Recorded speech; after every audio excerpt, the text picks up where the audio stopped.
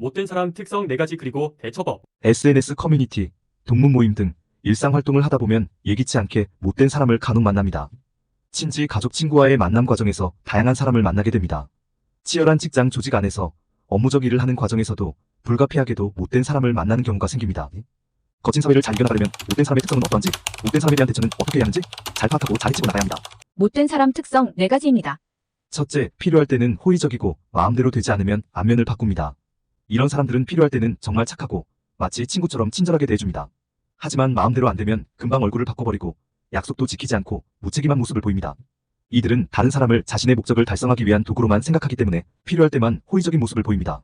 둘째, 교활하고 음흉합니다. 이런 유형의 사람들은 자신을 특별하고 유능한 인물로 포장하는데 능숙합니다. 그러나 실제 능력이나 성과는 그렇게 대단하지 않음에도 불구하고 말입니다. 이들은 주위 사람들의 동정심을 이용하거나 더 힘있고 잘 나가는 사람에게 기생하며 버티는 능력도 있습니다. 이들은 기본적으로 항상 자신의 이익을 위해 행동합니다. 셋째, 적반하장이고 공격적 행동을 합니다. 소통이 잘 안 되는 데 대해서도 남 탓만 하고 자신의 잘못은 전혀 인정하지 않는 특징이 있습니다. 못된 사람은 도덕적 기준을 어기거나 다른 사람을 해치는 행동을 하는 경우가 많습니다. 이는 사기, 폭력, 불성실, 무례, 불공정한 행동 등을 포함할 수 있습니다. 다른 사람을 해치기 위해 의도적으로 행동합니다. 넷째, 딴소리를 합니다. 이들과의 대화는 처음엔 꽤 긍정적으로 시작됩니다. 하지만 구체적 내용으로 들어가거나 시간이 지나면 딴소리하는 경우가 많습니다. 이들은 자신의 이익을 위해 의도적으로 그렇게 하는 경우가 많습니다. 흑집 유유, 쌈박한 탐험입니다. 구독과 좋아요 눌러주세요. 흑집 유유. 못된 사람 대처하는 방법입니다. 1. 담담한 침묵과 존재감 알림.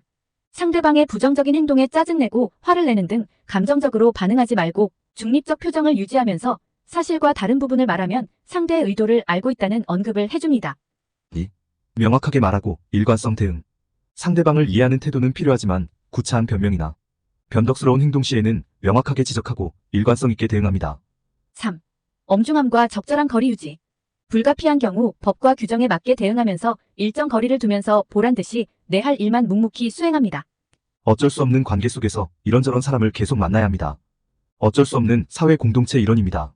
못된 사람의 특성을 사전에 잘 익히고 대처한다면 당신의 마음은 평온할 것이고 하고자 하는 일에 집중하면서 하고자 하는 일들을 성취할 수 있을 겁니다.